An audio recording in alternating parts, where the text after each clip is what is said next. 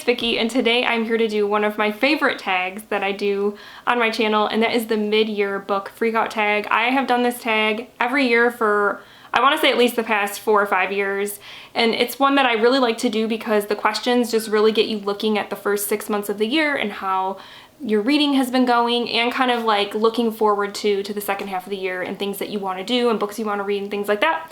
So yeah, I will link previous year's tags down below if you want to check those out. But let's dive into the tag for this year.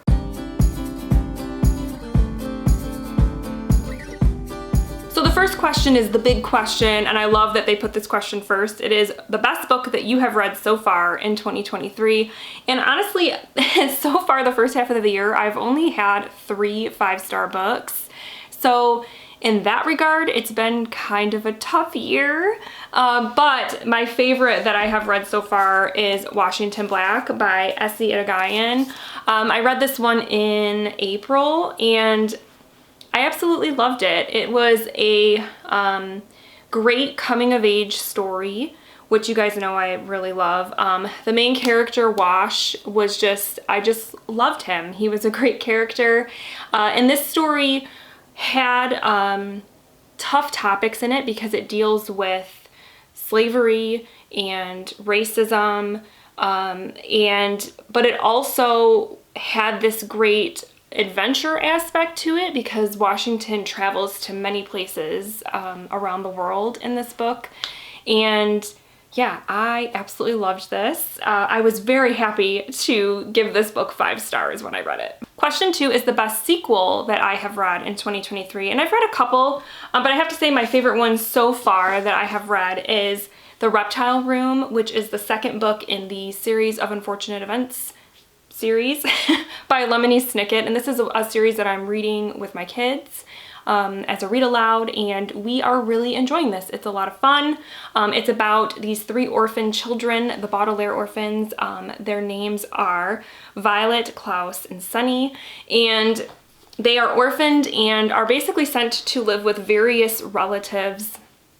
And there's this one particular relative who is not a very good man, and he wants the children because he wants their fortune, because when the oldest child, Violet, comes of age, she is going to come into a bunch of money, and that bad relative, whose name is Count Olaf, by the way, wants that money. And so it's kind of a sort of cat and mouse sort of story or sort of series because they're constantly kind of bouncing to different family members, trying to outwit and outrun Count Olaf.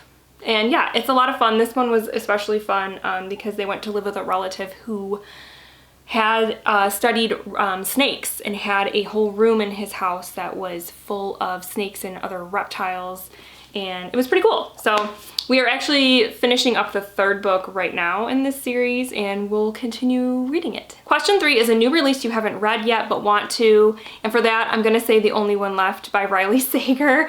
It actually just came out yesterday, so I don't have my hands on a copy just yet, but it is one that I have been anticipating. I've read every Riley Sager book that there is, and I enjoy his books, though, you know, there has been 1 or 2 that were 3 stars, but for the most part, I have a good time reading his books. And this one, I'm trying to remember what the plot is. I don't even remember. I think it has to do with a woman who goes to like take care of an elderly woman, and the elderly woman lives in this mansion where apparently back in the day her whole family was killed, and everyone thought that she killed her family. But she somehow was never charged or whatever. And I'm assuming that, you know, old secrets are going to be revealed and all that good stuff about like what happened to her family, what really happened, and was she really the murderer and all that good stuff. So I'm really excited to read it. I'm hoping to actually read it next month in July. Question 4 is most anticipated release for the second half of the year. And for this, I kind of have 2 books that I'm really looking forward to. The first one is called Black River Orchard, I believe is the title. Yes, Black River Orchard by Chuck Wendig. And this one comes out in September, I think. And it has to do with this little town where there's an orchard, and these sort of mysterious apple trees pop up, and the apples that it bears, when you eat them, does magical things. So it sounds like sort of fantastical, but then also Chuck Wendig sort of blends like fantasy and horror together, so I'm sure it'll have some sort of horror element, and it just sounds like a really great fall read, so I'm looking forward to that one. And then the other one comes out in October, and that is Saga Volume 11. I actually just finished reading Saga Volume 10, and honestly, when I read Volume 10, going into it, I thought that the series was done, and it's not. So that was very exciting to find out that the series isn't over with and that there is another volume coming, which is great because Volume 10 definitely ended on a cliffhanger, and now I need to pick up Volume 11 as soon as possible. Question 5 is your biggest disappointment so far this year. And for this, I'm going to say Daphne by Josh Malerman.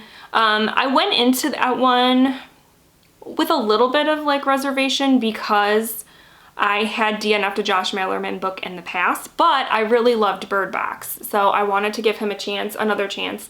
And Daphne had such a cool premise that I was really hoping it was going to deliver, because it dealt with this ghost named Daphne who haunts people and seems like she's completely unstoppable. And the reason for that is that she kind of comes up when you start thinking about her, and it's hard to not think about a ghost once they're like planted in your brain, you know? And so the whole concept was really cool to me, but unfortunately I didn't really like it that much. It was a 2-star book, so that was definitely a disappointment. Question 6 is biggest surprise.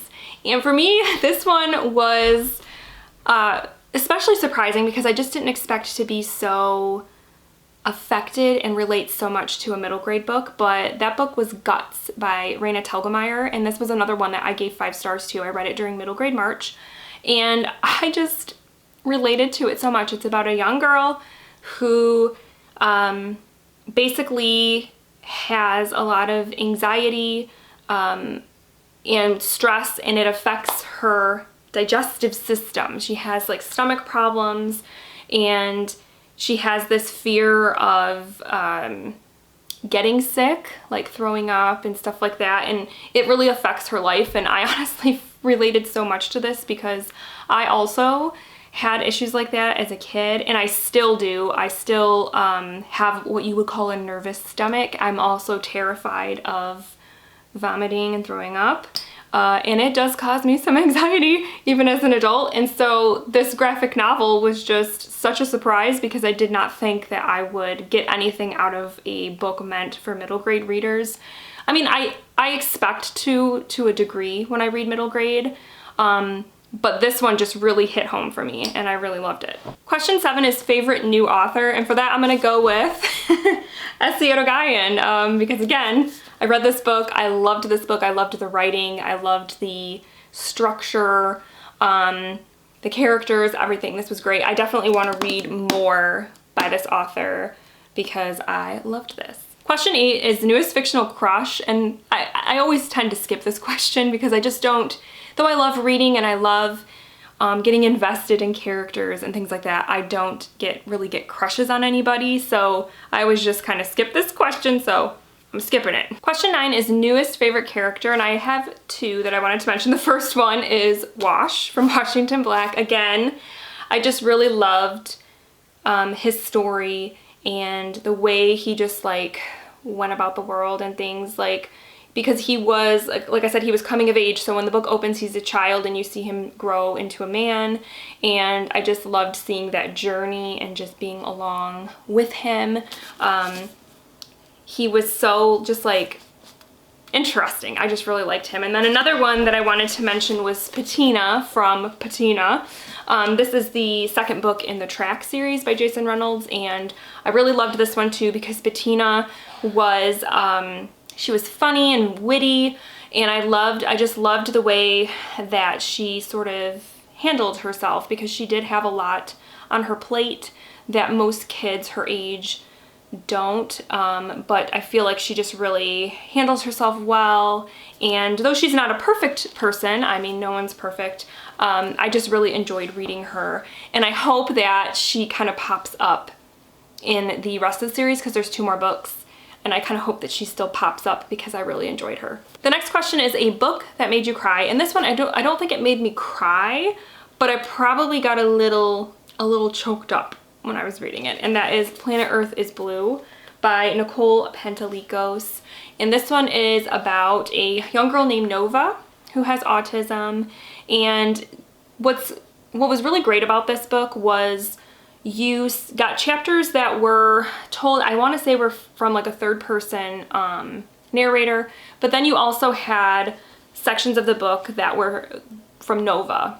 And I just loved her, and I loved the way, like I said, that the story was sort of set up because it dealt with, Nova is obsessed with space and space exploration, and this takes place in the 80s right before the Challenger was about to go off onto their mission, and she was really looking forward to it and kind of counting down the days. And what made this heartfelt was in the book she is separated from her older sister, who is all she has left in the world, and she is missing her, and just that whole sort of emotional story dealing with her having to navigate the world for the first time without her big sister there to help her and guide her. It was emotional. It really was. And I loved this book. This was another one that I gave 5 stars to. It was so good. Question 11 is a book that made me happy. So for this one, I'm gonna go with one that made me laugh a lot. And this one definitely made me laugh and smile a lot. And that was Ali Wong's memoir, Dear Girls. She's just a comedian that I really enjoy. And I just love the way that she wrote this book. She wrote it as a series of letters to her 2 daughters who are young, but eventually she wants them to read this book. And it's just about her life and some of her experiences being a woman in comedy, and being an Asian American, and some of the challenges that she has faced in her life being an Asian American, and then again also being a woman in a male dominated profession, and all of that sort of stuff. It was good. It was funny, it made me laugh, made me feel good. Question 12 is most beautiful book you've bought so far this year. And for that, I'm really hoping to read this one next month, but that is Kate Morton's new book, Homecoming. Her covers are always so pretty. This one, I really like the gold and the blue, like together. They just look really nice. And I love the kind of little house there at the end. She just always has the prettiest covers. So, I mean, I would have bought this book anyway because I enjoy Kate Morton, but it doesn't hurt that the cover is gorgeous. And then the last question, question 13, are any books that you want to make sure you finish by the end of the year? And I have 3 that I want to mention. The first one is one that I chose because it's a big book, and I always pick like a big book to read every year. So I want to read Swan Song before the year ends. This is by Robert McCammon, and I picked this book up initially because I read his book Boy's Life and absolutely loved it. Want to read more of his stuff, and I've heard this one is also great. This is a post-apocalyptic book, I believe. But yes, it is long. It is 850 pages. And so yeah, I kind of wanted to save this for the summertime for some reason. I don't know why. I don't know if it takes place in summer or what, but for some reason it's just screaming summer to me. I don't know. So hopefully in like July or August, I will get to this one. So then the other 2 that I have are part of my Revisit Remix project that I'm doing this year. And this is a project that is new this year that I'm trying to do, where I had 4 books on my TBR shelf that I had hauled 5 years ago. And so I thought it would be cool to do a project where every year I go through books that I've hauled 5 years previously and make a point to read those books in the year. Otherwise, they have to go bye-bye. I have to unhaul them if I don't read them. So I had 4. So these were books that I purchased in 2018 that I now need to read. And I had 4 and I've read 2, so I have 2 more to go. The first one is The Soul of an Octopus by Cy Montgomery, and this is a nonfiction book about octopuses. And I just heard amazing things about this, and yeah, I want to read it. I've heard great things, and it's not a typical nonfiction book that I would typically read, but it sounds really interesting. And then the other one is This Scorched Earth by William Gere, and this is a Civil War story, and I believe it is about two families that live in, is it Arkansas? Alabama? Arkansas. And basically their experience during the Civil War. So I picked this up initially because I had read Gone with the Wind and really loved it and wanted to read more Civil War era books. And so that's why I got this, and I just had not read it. And it's also kind of chunky. It's about 700 pages. But yes, I need to read this one by the end of the year, or I have to unhaul it. All right, guys, so that is it. That is my mid-year book freakout tag for 2023. Please let me know down below how you would answer some of these questions, because I would love to know. Or if you want to do this tag video, I highly suggest you do it, and I will put the questions down below in the description box. And yeah, that's it. I hope you guys are having a great week, and I will talk with you soon. Thank you so much for watching. Bye.